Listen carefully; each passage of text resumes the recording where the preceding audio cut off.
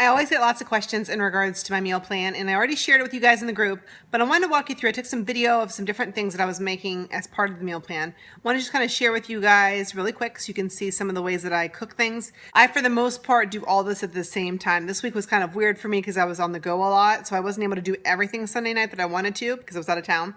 But I did most of it, and then I did some of it Monday morning. So you're going to see that as we go through the video, just some different things. Hopefully will help you when you're looking forward to next week's meal plan, when you're starting to think of ideas, what would be easy, and ways to cook if you've got a busy schedule. One thing you guys will be seeing on my meal plan every single week for the most part will be these sweet potatoes. They are my favorite. They're great yellow if you're doing the 21 day fix. I like to have them for breakfast if I need something sweet, but I have them for snacks. I have them all the time. So the best way to make them, I'm going to actually show you today, is by using a crock pot. So I've got that fired up. I'm going to wash them. All you need to do is just take your scrub brush, just wash them with some water, leave the water on them, and throw them in the crock pot. So that's what I'm going to do really quick right now. Once you have all the potatoes washed, just throw them right in the crock pot, still with that water on them from when you washed them, nothing else, no additional water. And then just cook them. I cook them on high for about 4 hours, sometimes 6 I start out with, and I just check them. The great thing about this is you can literally use these all week long and you have minimal prep to get them ready. Another recipe you're going to see me make a whole lot would be mashed sweet potatoes. And once you get these cooked in the crock pot, you can literally change them up and do whatever you need with them, unless you're making like sweet potato fries, and you're going to obviously want to cut them up and you're going to want to bake them that way. But with these, I get them done. I can just whip them up really quick just to kind of get them all together. They're good to go. But they're the easiest way to grab something and go. This crock pot you're going to see me use for a couple different things when I'm going through my meal prep with you for the week. But this is one, like I said, that I do every single week. I throw them in usually overnight. I didn't get to throw them in last night because I was using the crock pot for something else. So I'm throwing them first thing this morning. That way they'll be done by this afternoon, and I could just go ahead and put them in their containers and they will be ready to rock for the challenge. So super easy. Add them if you love sweet potatoes. Try this. Use the crock pot. Maximize your time. Save time. Use it. So one of the recipes you guys will be seeing on my meal plan this week when I share it with you guys will be Southwestern egg cups. These are one of my favorite recipes to make. I'm actually prepping the jalapenos for them right now. And the reason why I like them so much is because you can make them ahead. You can freeze them. You can make a large quantity at a time. This recipe makes a dozen, so that's fine. They're just for me because my husband won't eat any of them. But you can change them up too. So the Southwestern egg cups, when I share the recipe, I'm going to share a live video of me doing it over on the Sparkle Fitness Babe page. So if you don't like it, make sure you hop over there and check it out.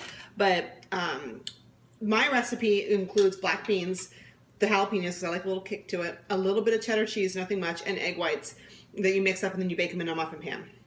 If you don't like jalapenos, if you don't like black beans, that's okay. You can change it up. You can very easily make them any way that you want. I've made them before with just eggs and spinach. I've made them with some tomatoes. You know, you can add anything that you like to them. But the nice thing about them is that they are grab and go. They're great for reheating. They're great for kids. If you have kids that are picky eaters, eggs are a great source of protein. If you don't want to do egg whites, you can always do whole eggs too. You won't need to use as many. My recipe calls for 16 egg whites, but you won't need to use as many. When they're done, what they look like is this. And as you can see, I have them already pieced out by 3. I do 3 a meal serving. If you do regular eggs, you probably want to do 2, but because of the egg whites, I count 3 as a regular serving for me, especially because of how much I put in when it comes to the beans and the jalapenos. So I have these handy dandy little containers, which if you see them with nothing in them, they have 3 compartments. I love these. I definitely recommend you investing in something like this for your meal prep. You're also going to see me over the course of this session using smaller 1-serving ones. I don't like my foods to touch. I'm kind of weird. So I like the 3 compartments for like dinners or breakfasts. Right now I'm chopping up my fruit that I'm going to be putting in with the Southwestern egg cups. And you know, a lot of you that are doing the 21 day fix program and you have the containers, like for example this one here, you might think that you have to use those to store your food, and I actually never do. Murphy's trying to say hi in case you see him jumping. But I never use them for actual storage of food. I use those for pretty much measuring cups to see what I need when it comes to the right portion amounts for my actual containers that I have. I like everything to be uniform. I'm kind of weird like that. I think that it makes it easier. But again, like I said before, use a system that works for you. What I do with this is then I take my cantaloupe that I've just cut up, and I just kind of measure it this way. I see what fits in the container, and then from there I dump it into the little 3rd compartment So there's my breakfast. Put my lid on, it's ready to roll. Heat those suckers up, good to go. I just think that it's an easier way to do it when you use it as a measuring cup, as opposed to trying to fit everything in one and then what are you gonna do with the rest of them? You might as well have uniform containers. So that's a look at how I'm prepping my breakfast stuff. If you haven't caught the video on how to make the egg cups, do it. Change it up, make it your own. It's a great way to get your protein in the morning, okay? One of the recipes you're going to see on my meal plan is the Fix8 chicken salad. I love it. It's so freaking good. If you read the actual recipe in the book, it's going to call for a rotisserie chicken, which is a very easy way to do it if you don't have time to make chicken. Now for me, I love the crock pot, like I've already told you about the sweet potatoes. So I cooked my chicken in the crock pot and it's all ready to roll. When you take a look here in my bowl, cooked. Easy enough. Throw it in there, frozen, whatever, for about 6 hours on high. Make sure it's cooked thoroughly. And then what I do is a little secret that I want to make sure that everybody knows how to do, and that's called using your KitchenAid mixer to shred it to make it awesome. Now, if you're using the actual Fix8 recipe that's in the book, she just says pull apart the rotisserie chicken. This is the way that I do it, the way that I like it. I like shredded chicken when it comes to my chicken salad, but you can do it whatever way that you want. If you have a KitchenAid mixer, I want you to start using this immediately. This thing, when I first got my mixer, I had no clue what I was going to use it for. This paddle, I'm thinking, no, I'm going to use the main beater the whole time. This is actually the best way to shred your chicken super fast. So I dump all that chicken into the actual, bowl that comes with your KitchenAid mixer, and I put this attachment on, and then this is how I'm going to go about shredding it for my chicken salad. So try that. If you have a KitchenAid mixer, trust me, it's going to save you so much time.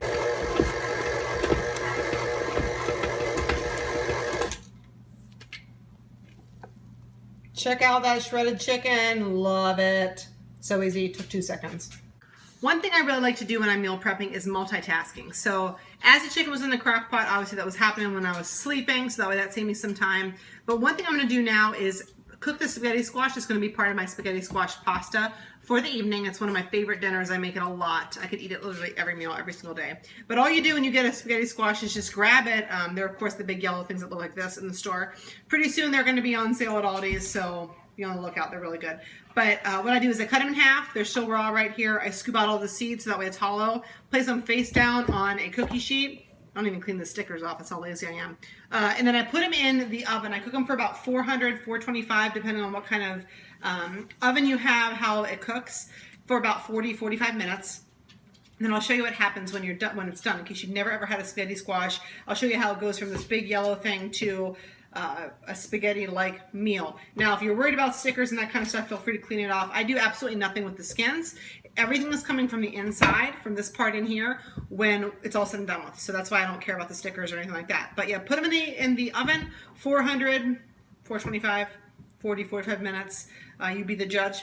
Just keep an eye on them. Some people will want to brush the bottom part with olive oil first. Feel free, coconut oil. I do nothing, absolutely nothing, and it works perfect. All right, making my Fix8 chicken salad, which is one of my favorite lunch recipes to make. Already shredded the chicken, you saw that. Now I'm cutting up the apples. You're probably gonna see a little guest appearance from a little jumping bean down here because he loves the apples and he's always jumping around.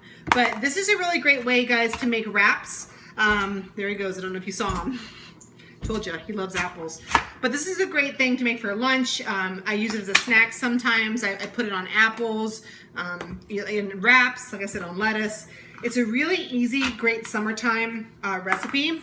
I've made this for a couple bridal showers and no one knows that it's healthy.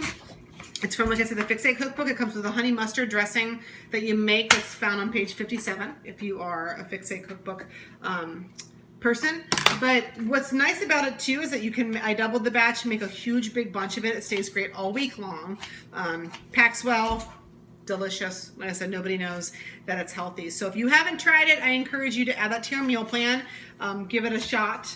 And by the way, in case anyone did not hear about it, if you are a 21-day fixer and you love the Fix8 cooking book, you may have heard that starting in the end of August, so a couple weeks now, we're going to have a exclusive channel on Beachbody On Demand, a Fix8 cooking show that Autumn is doing with her gourmet chef brother.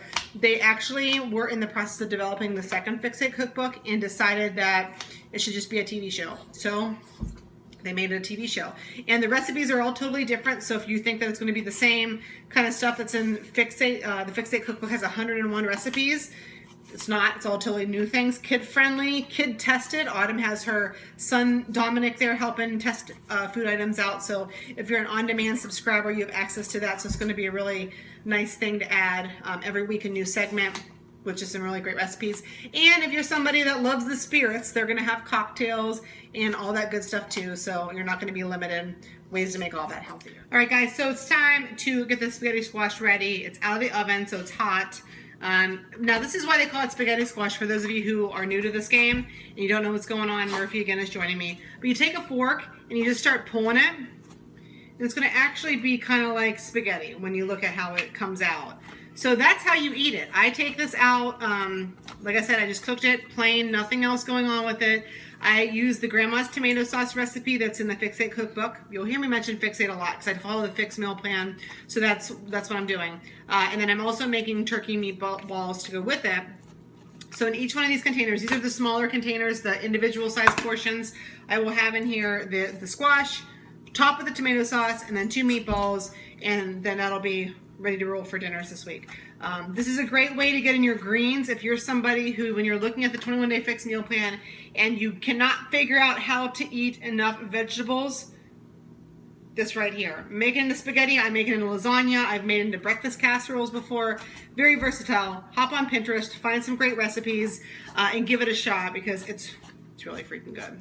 One final part to the spaghetti squash would be making the meatballs, which I'm in the process of doing right now. One thing I could tell you about making spaghetti squash and meatballs is that you can make the sauce, the grandma's tomato sauce recipe that's in the cookbook that I made. You can make that in a large batch, which is usually what I do. Freeze it, so that way when you're ready for it, when you want to make it something, you can grab it from the freezer, defrost it, and use it. Same goes for the meatballs. I love to make meatballs. I'm a traditional Italian. And for me, one of the hardest things about meal prepping and watching what I was eating was giving up all of the Italian things that I'm used to eating every single day. But meatballs are one thing I can still do. I can still pretty much make my grandma's recipe. I just use lean ground turkey instead of ground beef.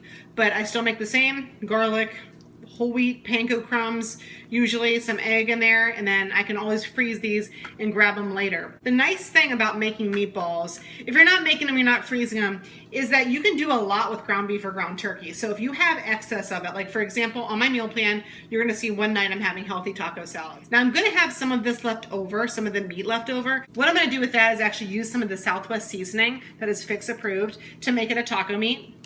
And then I'm just going to use that for the taco salads. I'm going to put that over a bed of lettuce and make a healthier version of that later in the week.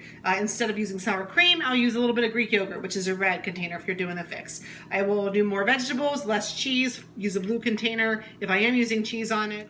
One thing I will tell you about how I eat, how I meal prep, all of that, I have favorite foods and I don't like having to give them up, which is why I've fallen in love with spaghetti squash, why I make it so often, because I love to eat traditional foods that my family used to make. It makes me feel good, it makes me feel comfort. Tacos is another one of those, and I've learned that I can still eat those and enjoy them by subbing out and having whole wheat tortillas, or maybe even just doing the healthy lettuce cups, which would involve putting the meat, the taco meat that you would have extra left over from the meatballs, into lettuce wraps, like, you know, P.F. Chang's and places do.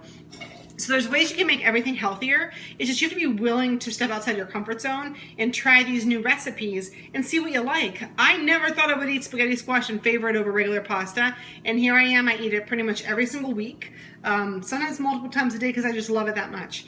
You never know until you try it. That's what's cool about healthy eating. Give it a shot, see what you think. What I want you guys to share with me today, I want you to tell me what your favorite food is, ever. Favorite food that you wish was healthy, so I could try to take that challenge and get you a healthier recipe to include in your meal plan. Have a great day, guys. Bye.